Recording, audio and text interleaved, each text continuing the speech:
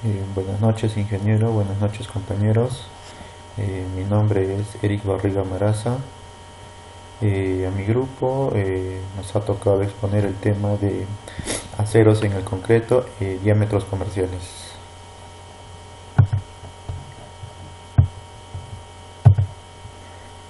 Como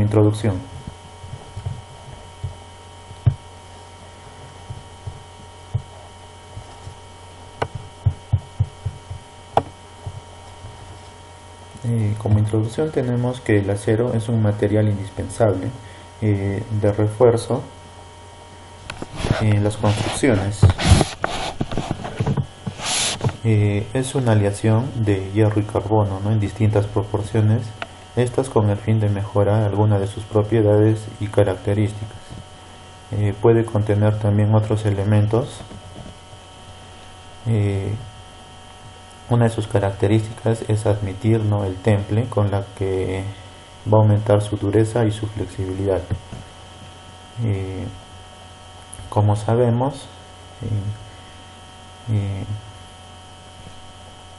durante la historia, ¿no?, el hombre ha tratado de mejorar sus materias primas para las construcciones, añadiendo materiales orgánicos como inorgánicos para obtener resultados óptimos e ideales, ¿no?, para sus diversas obras.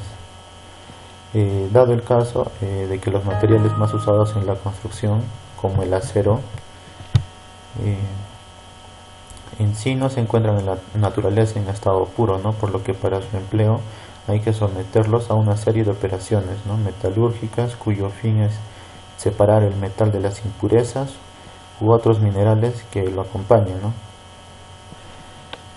Pero esto no es suficiente, ¿no?, para alcanzar las condiciones óptimas. Entonces, para que estos metales tengan buenos resultados, se someten a ciertos tratamientos con el fin de hacer una aleación que reúna una serie de propiedades, ¿no?, que los hagan aptos para adoptar sus formas futuras y ser capaces de soportar los esfuerzos a los que van a estar sometidos. Nuestro trabajo tiene como objetivos, ¿no?, reconocer la importancia del acero en el mundo de la construcción, comprender el proceso de producción del acero de forma clara y ordenada,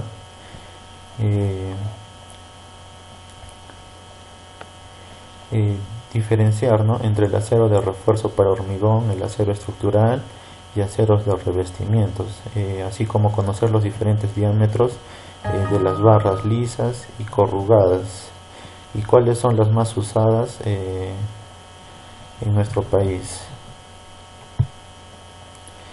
Y otro de los objetivos es descubrir las principales características, ¿no?, de las barras corrugadas.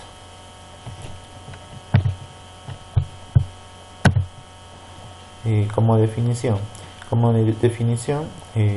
el acero, ¿no?, como sabemos, es una combinación de hierro y carbono cuyos productos van a estar comprendidos en un porcentaje de carbono de 0,05 y 1,7% aproximadamente. Ambos elementos son abundantes en nuestro planeta, ¿no?, siendo una de las principales razones de la popularidad del acero. Como sabemos, ¿no?, el acero se va a caracterizar por ser uno de los materiales más de construcción más versátil y adaptable, ¿no?, además de tener un costo relativamente bajo. Además tiene propiedades que pueden ser tratadas con calor, aleaciones o trabajo mecánico. Entre la composición química se tiene como principales elementos, ¿no?, al hierro y al carbono, y también están entre otros elementos básicos, ¿no?, como el fósforo, el azufre, el silicio, el magnesio, el manganeso, el molibdeno y el boro. Entre sus propiedades químicas, propiedades mecánicas, perdón, tenemos la plasticidad, la fragilidad, la maleabilidad, la dureza y la tenacidad. Entre sus propiedades físicas están las propiedades térmicas, las propiedades eléctricas, las propiedades ópticas y las magnéticas. El proceso de producción. Eh, el proceso de reducción directa. Como sabemos, en la planta de reducción se va a producir, ¿no?, el hierro esponja, que es una de las cargas metálicas en la producción del acero. La materia prima para el hierro esponja es el mineral de hierro que llega en forma de pellets, ¿no?, y se almacena en silos junto con el carbón y la caliza. Se le va a llamar hierro esponja porque le van a quitar el oxígeno, ¿no?, y se convierte en un material sumamente liviano. Los hornos rotatorios para extraer el oxígeno. Los pellets van a ingresar al horno rotatorio junto con el carbón y la caliza, ¿no?, a una velocidad controlada. Debido a las altas temperaturas el horno está recubierto, ¿no?, con materiales refractarios.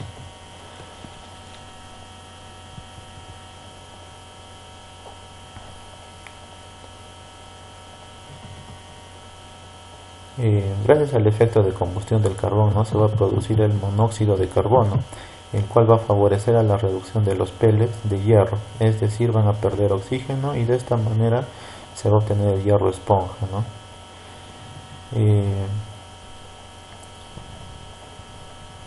Para que se mantenga la combustión, los cilindros tienen ventiladores, ¿no?, a lo largo de los hornos, que van a brindar el aire necesario para continuar con la combustión del carbón.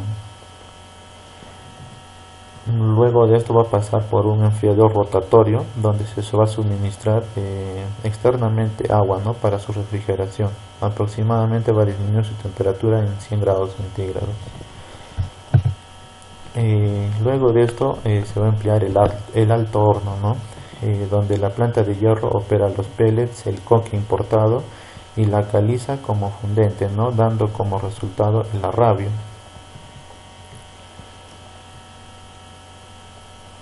Las materias primas van a ser transportadas por una faja transportadora hasta el tragante del horno de la planta de hierro.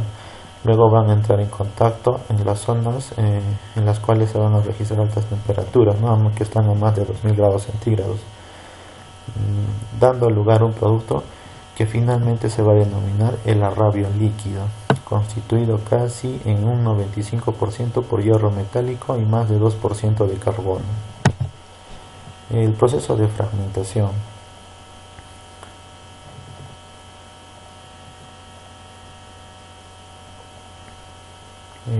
Para el proceso de fragmentación,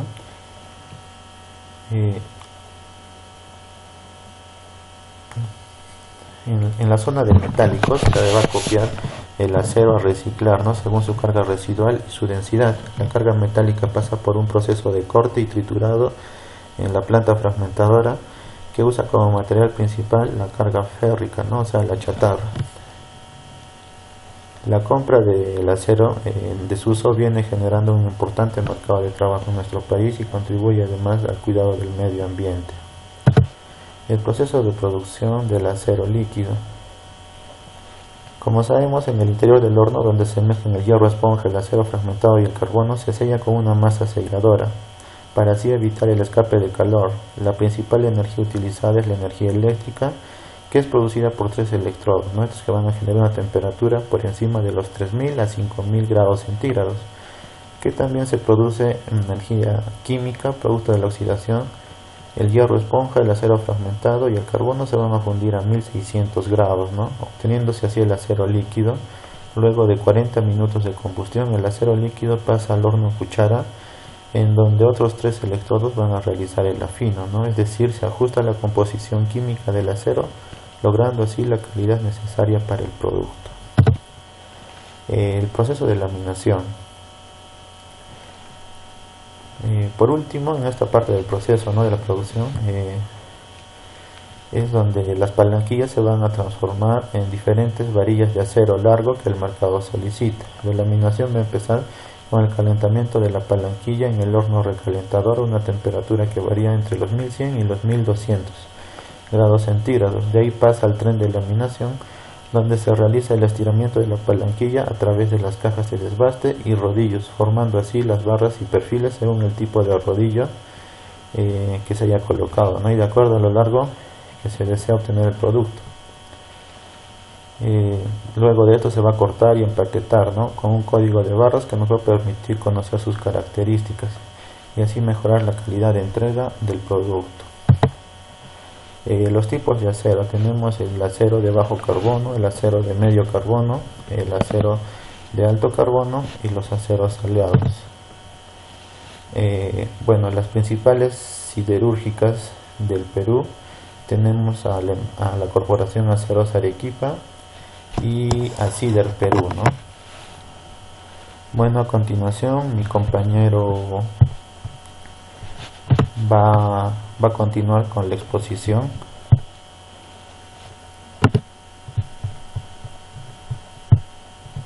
Eso sería todo de mi parte, muchas gracias. Buenas tardes, ingeniero.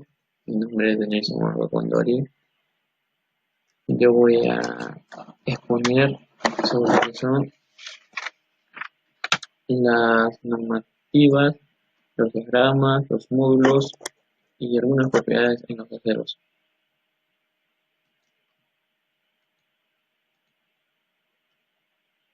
Ya. Normativas. En este caso, la norma ASTM A615 nos da especificaciones normalizadas para las barras de acero en carbono lisas y corrugadas para forros en concreto. Según la primera tabla que encontramos en dicha norma, nos habla sobre un diseño de barras, un peso nominal, en cual se da peso sobre un metro lineal, las dimensiones nominales, las cuales son el diámetro, el área, el perímetro, las deformaciones requeridas, un espaciamiento medio máximo, un desplazamiento medio mínimo y un espaciamiento máximo. En la tabla 2 nos habla sobre las tensiones requeridas en los diferentes tipos de grados, en grado 40, 60 y 75. En la tabla número 3 habla sobre las pruebas requeridas para el doblez en 180 grados, dependiendo del diseño de barras. Y todo las pruebas se realizan, las pruebas de 180 grados son tomadas en cuenta lo que es el diámetro nominal de las barras. Luego en la norma STMA 706 son las especificaciones para acero de baja aleación en lisas y corrugadas para refuerzos en concreto, como por ejemplo los elementos máximos en porcentaje del diseño del acero. En este caso, el carbón, pues, los máximos serían 0.33%, magnesio 1.56%, fósforo 0.043%, sulfato 0.053% y silicio 0.55%. En la tabla 2 tenemos las tensiones requeridas para dicha norma. En la tabla 3 tenemos las pruebas requeridas de doblez de 180 grados también. Luego pasamos a lo que es diagrama, esfuerzo y evolución de tracción. Este diagrama de analizar se realiza en un ensayo, en cual se realiza con una probeta ya estandarizada y una máquina también, el cual nos da el siguiente diagrama, el cual partiendo del origen hacia el punto A y B, es lo que conocemos como la zona elástica, donde el objeto puede regresar a su normalidad una vez si dejamos de aplicar dicha fuerza.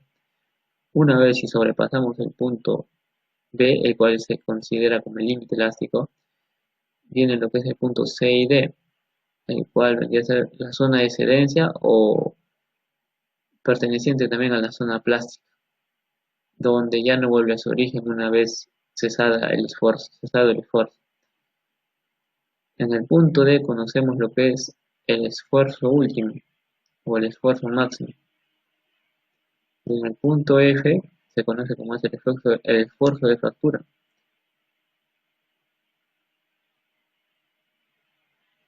Y acá se le está dejándoles un enlace como para que puedan ver cómo es que se realiza este ensayo en laboratorios. Continuando, prosigue el diagrama de esfuerzo de información por compresión y esta está dada por la norma ASTM E970,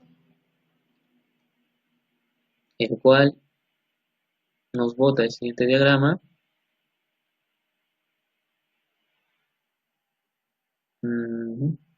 Nos bota el siguiente diagrama, el esfuerzo y la deformación unitaria, el cual si nos damos cuenta en esta primera fase vendría a ser lo que es un límite elástico y a partir de este punto para hacia allá vendría a ser lo que es el límite plástico. Y si nos damos cuenta que en esta parte, en esta zona de acá es bien corta, ya que el esfuerzo o compresión eh, sus inicios no tiene mucho impacto en nuestra probeta, pero sin embargo, al sobrepasar una cierta cantidad de esfuerzo, nuestra probeta empieza a ceder por área o empieza a achatarse y empieza a aumentar su área este, de manera muy agresiva, el cual nos da la siguiente, lo cual nos forma estos diagramas. Y acá también se les está dejándose un enlace para que puedan ver cómo es que se realiza el ensayo a compresión en los aceros. Luego sigue el módulo de elasticidad longitudinal o el módulo de Young, el cual para entender un poco mejor esto tendríamos que revisar lo que es el ensayo de tracción, el cual de ahí sale, es el esfuerzo sobre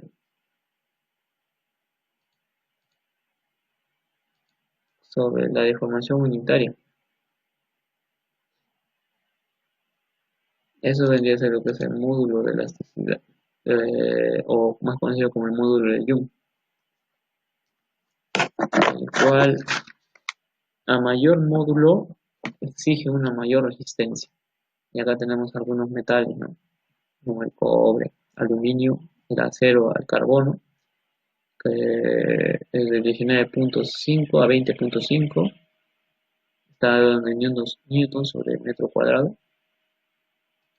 También tenemos lo que es el módulo de elasticidad transversal o módulo de corte, el cual guarda relación con el módulo de Hooke y el coeficiente de Poisson.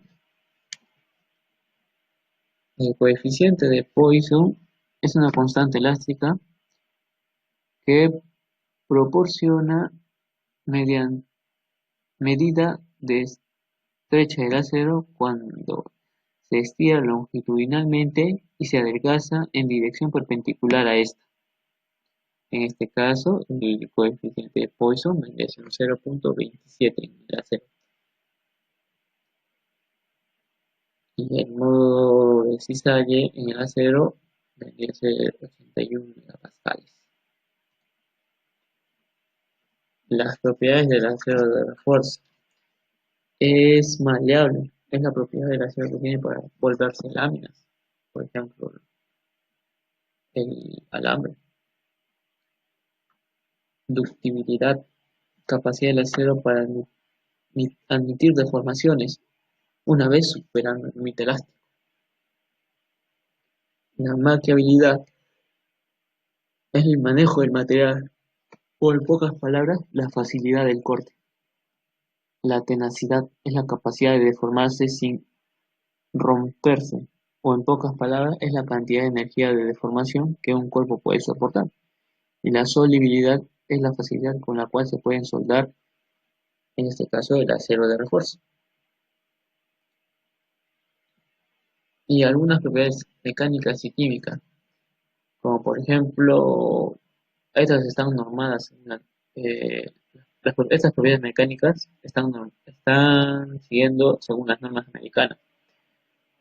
Por ejemplo, el límite elástico, la resistencia a tracción, los alargamientos mínimos, la composición química de los aceros cristales según las normas americanas también, Como ya vimos en una anterior diapositiva, es el porcentaje mínimo que se debe utilizar, el porcentaje máximo que se debe utilizar de carbono en la fabricación del acero estructural es de 0,33%.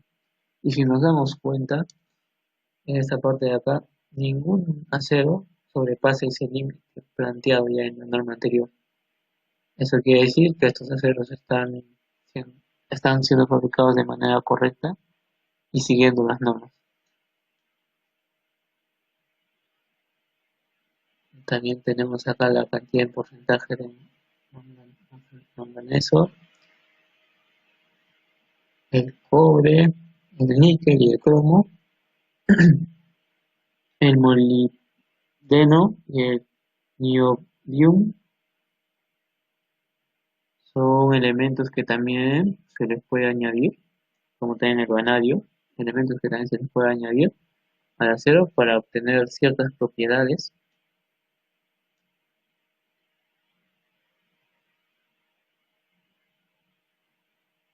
pero todo siguiendo sobre las normas ASTM. Bueno, y eso sería todo con respecto a mi exposición. Muchas gracias. Buen día, ingeniero y compañeros. Soy la alumna Shauni Yerelin Yerba Mamani. Continuaré con la exposición. Bueno, pasemos a los tipos de acero de refuerzo. El refuerzo liso, que es recomendable en aquellos casos donde se necesiten hacer un fácil doblado y desdoblado, además de que posee excelentes características mecánicas adecuadas para la elaboración de estribos y excelente soldabilidad. Recordemos que los estribos son elementos de fierro doblado de forma rectangular o cuadrada que sirven para abrazar los fierros de las vigas o columnas y además se encarga de recibir los esfuerzos de corte. Y también su uso vendrían a ser para las mallas electrosoldadas en las losas. Bueno, el refuerzo corrugado cuya característica principal vendrían a ser las corrugas o las estrías que permiten un alto grado de adherencia al concreto. Ahora, hay una norma que especifica la altura que deben de tener estas corrugas y la distancia adecuada. Es la norma ASTM A615. En cuanto a la longitud de las varillas, usualmente son de 9 metros. Sin embargo, Aceros de Arequipa también puede fabricar barras de 12 metros de longitud según un pedido. Los diámetros de las varillas. Bueno, como pueden ver, tenemos los siguientes diámetros que son fabricados por las empresas siderúrgicas en nuestro país, que vendrían a ser Aceros Arequipa y CIER Perú.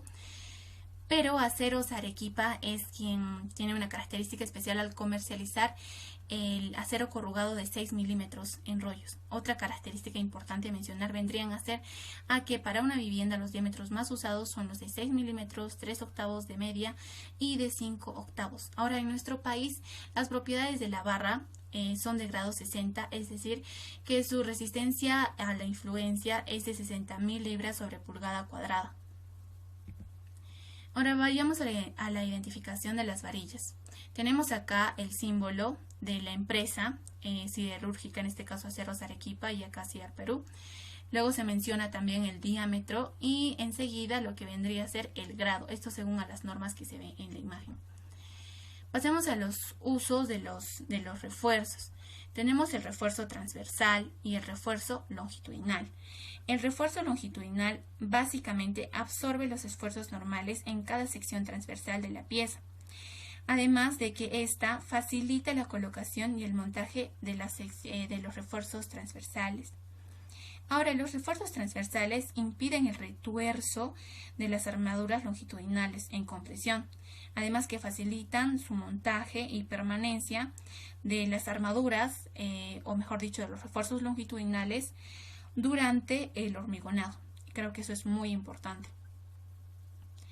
Cabe mencionar que los refuerzos transversales resisten los esfuerzos cortantes, mientras que los longitudinales los esfuerzos normales. Ahora, el acero estructural. Este tipo de acero es el más empleado para fines estructurales debido a su combinación, como se menciona acá, de alta resistencia, tensión, compresión, gran rigidez y elasticidad. Sus características principales son la resistencia.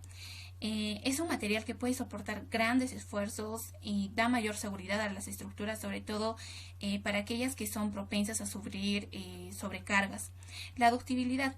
Este tipo de acero puede sufrir deformaciones, pero sin romperse. En cuanto a la soldadura, el acero estructural tiene la ventaja de poder hacer uniones o conexiones mediante la soldadura. Y la tenacidad.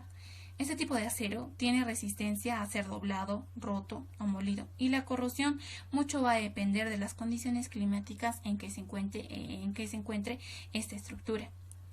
Ahora, como vemos en la imagen, tenemos diferentes perfiles como la placa, los ángulos, los canales que sirven para poder hacer secciones en cajón o secciones tipo I. Ahora también tenemos el perfil IR, que es ideal para vigas o miembros en flexión. Ahora, los aceros de preesfuerzo, que básicamente son usados para el concreto preesforzado. Dentro de los que más resaltan vendrían a ser los torones, que son también llamados guayas o cables.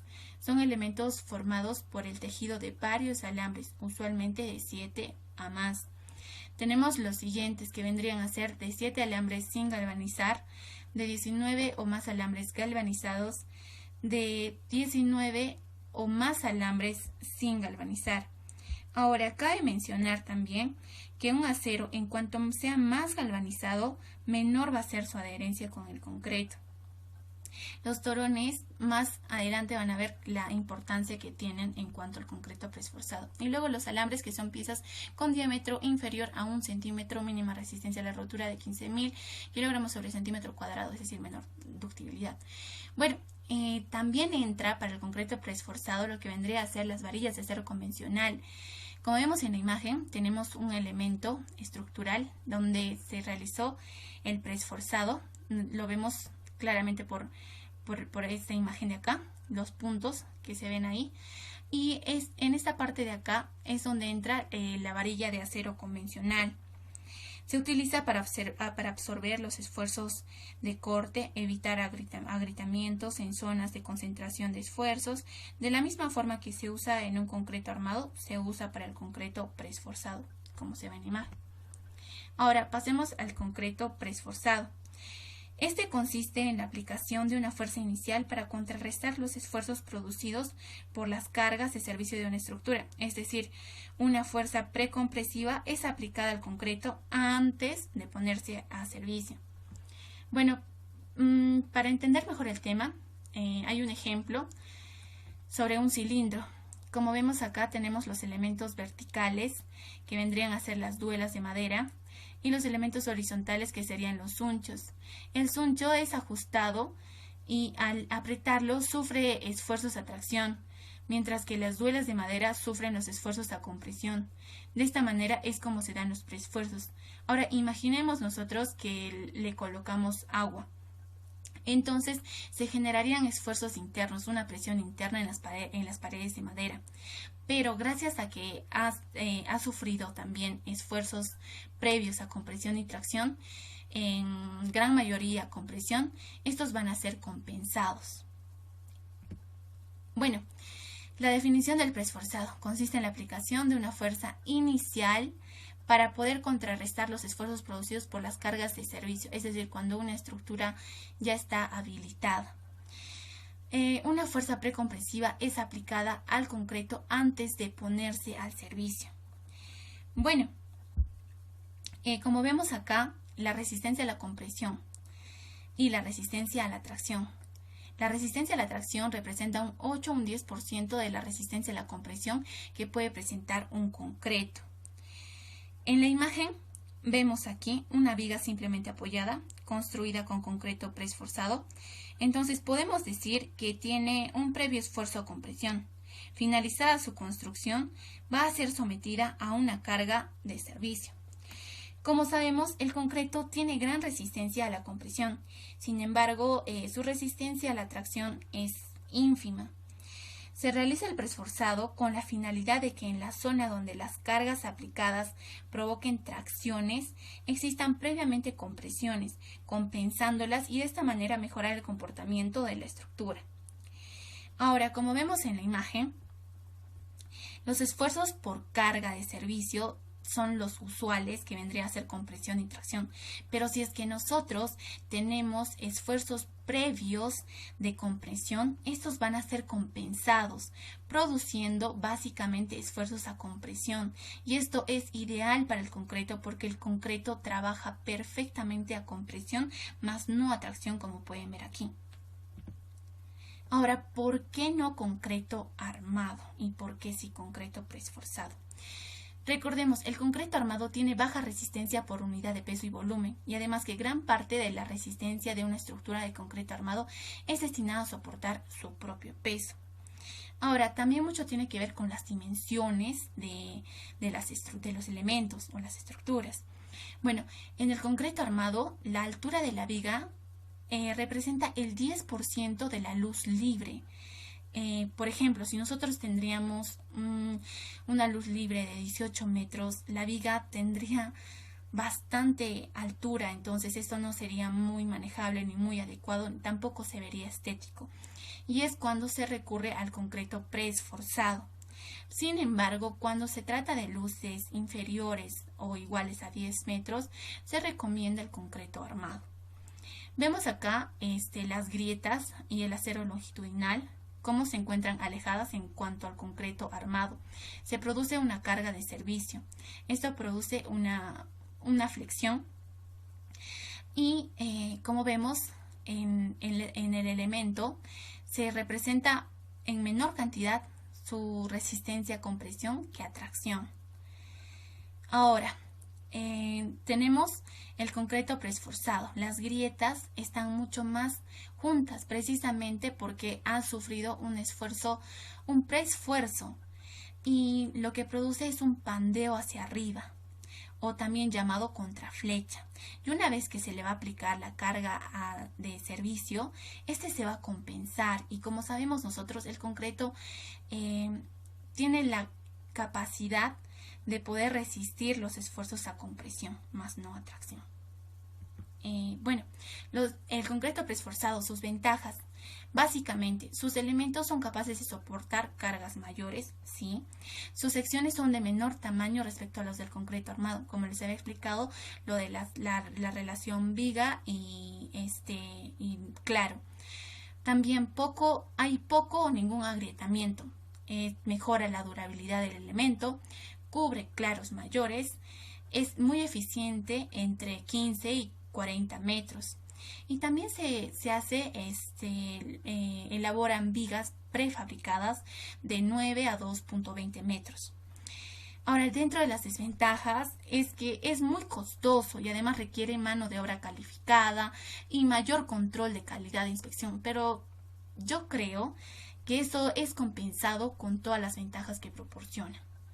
Ahora, podemos ver acá algunos ejemplos de concreto preesforzado, por ejemplo, en obras de gran envergadura como edificios, puentes, estructuras marinas, techos, contenedores, torres, tuberías, pilotes, estadios y presas. En esta imagen podemos ver el anclaje, el acero de refuerzo, el acero de preesfuerzo. Bueno, el acero de refuerzo, como les había mencionado, sí entra en el concreto preesforzado, sí. Acá tenemos los torones, ¿qué más? El anclaje es lo que podría resaltar. Y hay dos formas de poder realizar el preesforzado, o dos técnicas, el pretensado y el posttensado. En el pretensado los cables son estirados previamente y después recién es cuando se realiza el vaciado. Y una vez que el concreto haya alcanzado cierta resistencia, es cuando se libera el anclaje y se transmite este esfuerzo a compresión al elemento. Mientras que en el posttensado primero se efectúa el vaciado del concreto y después es cuando se realiza el estirado del cable. Dentro del cable cabe mencionar que se encuentran los torones, como les había mencionado, son de 7 o de más. Bueno, y después recién es cuando se procede a soltar los anclajes y se procede a transmitir la carga o el esfuerzo, mejor dicho. Cabe mencionar algo resaltante que vendrían a ser los ductos. Hay un sistema adherido y un sistema no adherido. El sistema no adherido es el que aplica para el pretensado, debido a que primero son estirados los cables y después se realiza el vaciado. Entonces no habría problema. Mientras que el sistema adherido se realiza o es usado para el posttensado. Y después de realizado el proceso se debe de rellenar con mortero. A esto se le denomina lechada de inyección. Esta se utiliza para completar los ductos una vez que ha concluido la operación de tensado. La lechada debe ser lo suficientemente fluida como para garantizar el correcto llenado de toda la longitud del ducto. Cabe mencionar que este ducto puede ser de plástico o de metal, mientras que en el sistema no adherido es de plástico. Bueno, esa sería toda mi participación. Muchas gracias. Buenas compañeros, ingeniero. Soy el alumno Paolo César Álvarez Montoya y a continuación voy a hablarles acerca de los diámetros comerciales para la construcción. Bueno, en primer lugar tenemos que saber identificar las barras de acero, ¿no? Y se pueden hacer por medio de las marcas de laminación en alto relieve, las cuales indican el fabricante, el diámetro y el grado del acero. En este caso el fabricante es Aceros Arequipa. El diámetro puede ser de media pulgada, 5/8 de pulgada, etc. Y según norma técnica peruana y la ASTM el grado es 60. El grado nos va a indicar la calidad del acero para la construcción y esta se puede leer en 60 kip sobre pulgada cuadrada hablando en el sistema inglés. Seguidamente tenemos un muestrario de Aceros Arequipa, al cual hemos podido acceder mis compañeros y yo, y el cual podemos ver a continuación.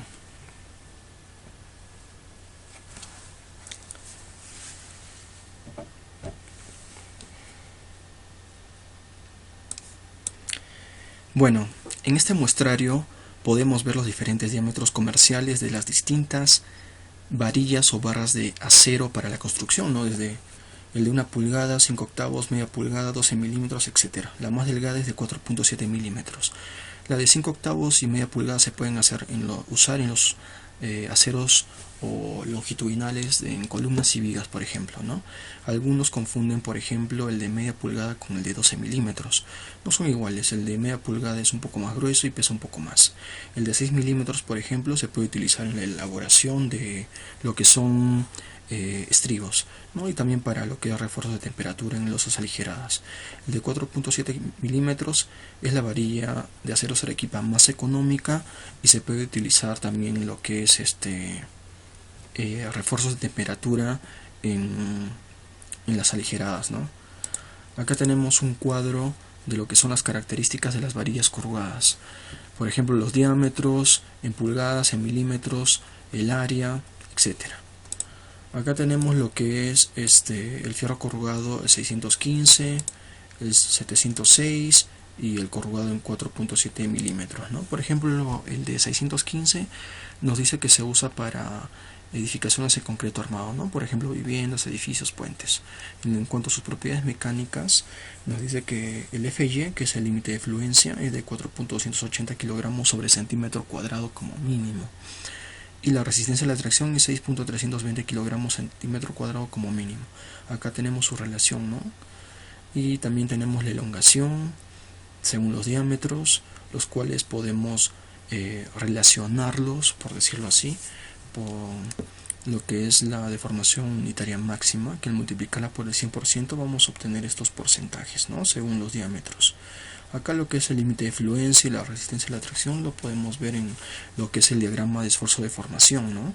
Por ejemplo, en lo que es el límite de fluencia, que es el FY, está delimitado por la región elástica, y lo que es la resistencia a la tracción por la región plástica.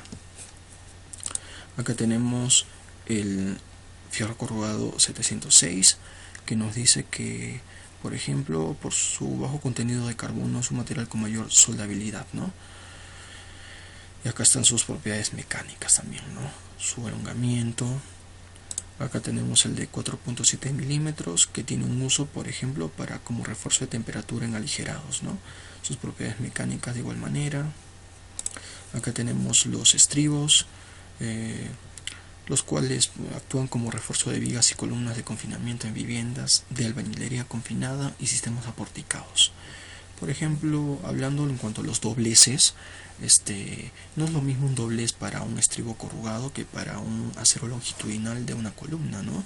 Por ejemplo, para un acero longitudinal, el diámetro o el doblez de diámetro va a depender mucho de lo que es el diámetro en sí, el acero que vamos a utilizar. Por ejemplo, el diámetro de doblez para un acero longitudinal equivale a 6 veces el diámetro de dicho acero o de dicho fierro, pero para un estribo corrugado ese diámetro de doblez va a depender mucho, o va a ser 4 veces el diámetro del acero para el estribo que vamos a utilizar, ¿no? Por ejemplo, puede ser el de 6 milímetros, ¿no? Ahora tenemos un cuadro donde se muestra el diámetro nominal del alambre, ¿no? Acá está la longitud en milímetros y el peso del rollo en kilogramos. Tenemos algunas preguntas, por ejemplo, ¿se pueden soldar las barras de construcción? De preferencia no se deberían soldar, ya que, por ejemplo, por el mismo material con el que se fabrica el fierro de construcción, hace que la soldadura sea difícil de realizar, puesto que para conseguirlo necesitamos una mano de obra calificada y equipo especializado, ¿no? Para alcanzar una buena calidad, ¿no? de soldadura. Y de lo contrario, no vamos a obtener una unión o una soldadura resistente, ¿no? Más bien van a ser uniones frágiles, y eso nos va a quitar seguridad y le va a dar inestabilidad a la construcción. Por ejemplo, ¿cuál es la manera correcta de unir un fierro de construcción con otro? Pues por medio de los empalmes, ¿no? O traslapas de dos fierros de construcción que aseguran ambos fierros en cuanto a su trabajabilidad, ¿no? Que trabajen como un solo elemento. Por ejemplo, en el caso de los empalmes que se realizan en la segunda parte, una continuación de una edificación, ¿no? Para ser más específico, en las mechas o tramos de barra que quedan al aire libre en el techo de alguna edificación, se debe considerar que deben quedar unos fierros lo suficientemente largos como para hacer el empalme con el fierro de la columna del segundo piso. Ahora acá nos dice que es importante también tomar en cuenta que de acuerdo al diámetro de la barra, la longitud de empalme tiene que ser mayor. Acá nos dice que los fierros empalmados estén bien amarrados, para lo cual se utiliza alambre número 16, que es el material más común en la fierrería. Acá tenemos lo que son la longitud de empalmes en columnas, ¿no? El tipo A, el tipo B y el tipo C. El tipo A se da en los 2/3 centrales, ¿no? Esta es la longitud de empalme y los 2/3 centrales, ¿no? La tipo B, las barras se empalman alternadas en la parte inferior de la columna, como se aprecia acá. Al realizar este tipo de empalme se debe aumentar la longitud del empalme tipo A en un 30%. En la tipo C, las barras se empalman sin alternar en la parte inferior de la columna. Al realizar este tipo de empalme se debe aumentar la longitud del empalme tipo A en un 70%, como se aprecia en esta parte inferior. Tenemos un cuadro comparativo de los traslapes tipo A, B y C según el diámetro comercial, ¿no? Acá hay una longitud de empalmes en vigas. El acero superior debe empalmarse en el centro de la viga, como se ve acá, y los inferiores cerca de los extremos, como se aprecia en la parte inferior, ¿no? Y nos dice, en el caso de usar los empalmes tipo B o C, se debe aumentar la longitud del empalme obtenida para el tipo A en un 30% y 70% respectivamente. Luego nos vamos a referir a lo que es el peso en cuanto al fierro corrugado, ¿no? Y acá cabe mencionar lo que es el área nominal, el peso nominal y el peso mínimo según los diámetros. Esta es una pregunta que se suele hacer, ¿no? O más bien es una definición. Definición del peso métrico en el fierro corrugado. Nos dice que el peso métrico del fierro corrugado es una característica muy importante, puesto que tiene que ver con la cantidad de material. Ahora nos da un ejemplo, ¿no? Por ejemplo, tomamos una muestra de barra de 1 metro de longitud de un fierro de 3/8. Lo pesamos en una balanza bien calibrada. encontrando el peso que tiene dicho fierro de construcción de 1 metro de longitud, y la norma indica que este fierro de 3/8 debe tener un peso mínimo equivalente a 526 gramos. Por ende, la empresa que se encargue de la producción de este fierro de construcción debe tener mucho cuidado al momento de considerar y cumplir con ese peso métrico mínimo. En el momento de tomar pruebas dentro de la fabricación del fierro corrugado, ¿podemos desviarnos de los límites permisibles? No se puede, ya que hay un límite permisible claro y ya establecido, que son los 526 gramos por metro. Y esto es claro refiriéndonos a un ejemplo o en cuanto al uso de una barra de 3/8 de pulgada, ¿no? Acá mencionamos lo que es la relación entre el acero y el diseño sismo resistente. Y nos dice, bueno, que a lo largo de la historia de la humanidad ha experimentado los efectos destructivos de los terremotos, lo cual ocasionan cuantas pérdidas económicas y vidas humanas como resultado del daño en las obras públicas y privadas, lo cual implica negatividad en el desarrollo de las zonas afectadas. El Perú no es ajeno a esa situación, ¿no? Y refiriéndonos más a la parte estructural, nos dice que la estructura de acero es un sistema formado por miembros vinculados entre sí mediante conexiones, de modo que todo el conjunto cumpla con todas las condiciones de estabilidad, resistencia y rigidez requeridas para un adecuado desempeño. Las ventajas del acero, en relación con su adecuada resistencia, atracción y ductilidad, son válidas también para todo el sistema estructural. El mayor desafío en el diseño de acero consta en limitar o controlar los problemas de inestabilidad en miembros o zonas localizadas sometidas a compresión. Puede definirse la condición de estabilidad como la capacidad de las barras, placas y elementos de acero sometidos a compresión de mantener su posición inicial de equilibrio y soportar cargas que lo solicitan, ¿no? Acá tenemos imágenes de una maqueta a escala que hemos elaborado mis compañeros y yo.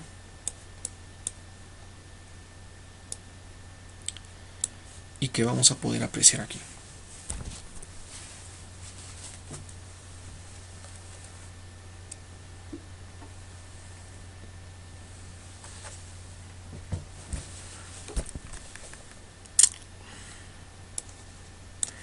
En esta maqueta podemos apreciar los diferentes usos del acero en la construcción, ¿no? Como para vigas, columnas, vigas de cimentación, zapatas, etc.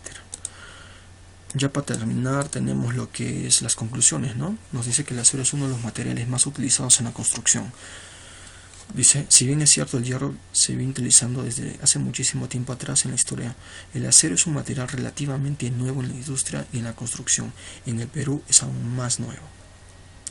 Los métodos de producción del acero han mejorado bastante en cuanto a eficiencia y calidad, así como también las diferencias de cada tipo de acero. Los controles de calidad que se le realiza al acero son de suma importancia para establecer que cada estructura se esté elaborando de acuerdo a las normas ya establecidas. Y los precios para los aceros son diferentes según sus dimensiones y la forma que tienen. Por ejemplo, el de 4.7 milímetros es el más económico, ¿no? Y las recomendaciones.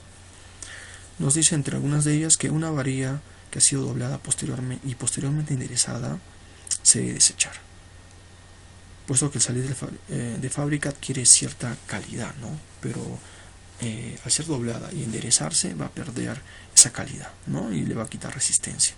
Antes del uso de las varillas de acero debemos percatarnos que estas no presenten deficiencias como corrosión o grietas. Luego, hay que seguir las normas del Reglamento Nacional de Edificaciones para el Diseño Estructural. Luego nos dice que el fierro de las columnas tiene que levantarse desde el fondo de los cimientos y continuar hasta el techo o viga solera. Se recomienda usar como mínimo 4 fierros de media pulgada con 4 estribos de 1/4 de pulgada y un espacio de 20 centímetros entre los estribos. En el caso de las vigas es de suma importancia empalmar las varillas superiores en los puntos de apoyo y empalmar las varillas inferiores cerca de la mitad de la distancia entre apoyos. Y finalmente, para que el refuerzo al doblar sea mínimo, se utilizará un tubo como palanca. Se introduce el mismo en el extremo de la varilla y se voltea hacia uno de los lados. Referencias. Y bueno, eso sería todo, compañeros ingenieros. Muchas gracias.